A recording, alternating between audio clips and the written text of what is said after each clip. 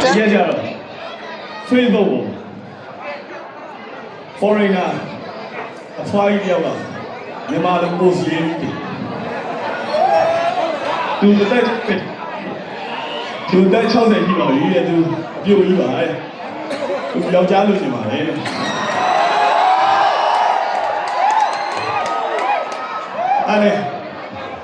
ဒါမဲ့သူစီးကန်းတဲ့၄ခုတော့ပါတယ်တဲ့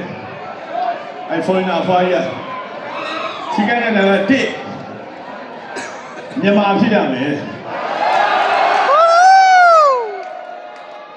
သူလည်းအသက်မတိမ်ကြီးပေါ့နော်အသက်မတိမ်ကြီးမြန်မာဖြစ်ရမယ်မြန်မာပြရမယ်စီးကန်းတဲ့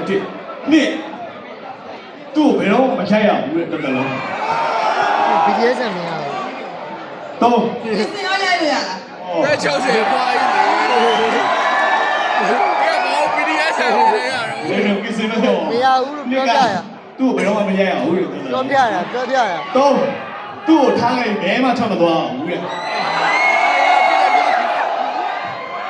လေမင်းလေးတော့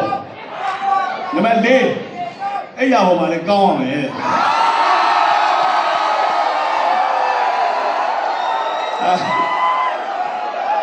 ကိုဘာလဲဟောအဲ့လို post ရေးပြီးတင်လိုက်အောင်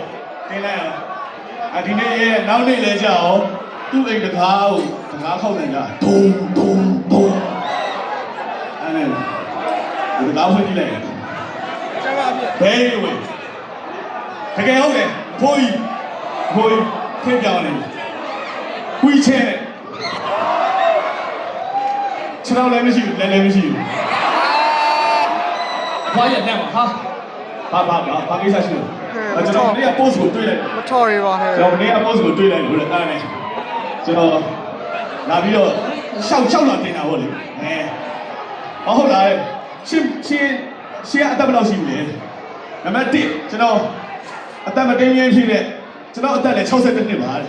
ပြီးတော့ကျွန်တော်မြန်မာပါကျွန်တော်မြန်မာစစ်စစ်ပါโอเคဟုတ်ပြီကျွန်တော်လည်းမရှိဘူးတော်ဘယ်လိုခေါ်လဲကျွန်မဘယ်တော့မှမရိုက်ရဘူးကျွန်တော်မရိုက်တော့ကျွန်တော်လည်းမရှိပါဘူး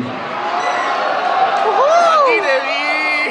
တော့ဘယ်တော့တော့လဲကျွန်တော်ကိုထားခဲ့ပြီးတော့ဘဲမှထွက်မသွားမထားမသွားပါကျွန်တော်6လောက်လည်းမရှိပါဘူးကဲဟုတ်ပြီစီကန်းချက်3ချက်တော့ကိုင်းနေပြီနောက်ဆုံးချက်4အဲ့ရပါမှာလည်းကောင်းပါမယ်အဲ့ဒီချက်ကိုရှင်းမထော်ရပါဟဲ့အဲ့မှာတခွန်းနဲ့ပြောလိုက်တာဒီမှာကြီးအဖိုးကြီးတိတ်ကိုက်ကြီးတာဗောတဲ့ကျွန်တော်ဆုံးတော့တကားကိုဘာနဲ့ခောက်တယ်လို့ထင်တယ်